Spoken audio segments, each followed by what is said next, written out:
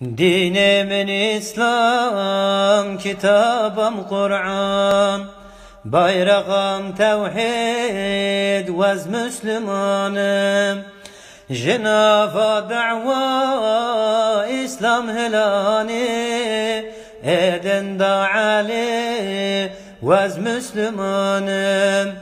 Ron yâre yamen, sünnet-i Resul, peşivan emen, sahabe Resul, Şeyh-u Seyd-i Alem, varse Resul. Kabul kircidil, vez Müslümanım.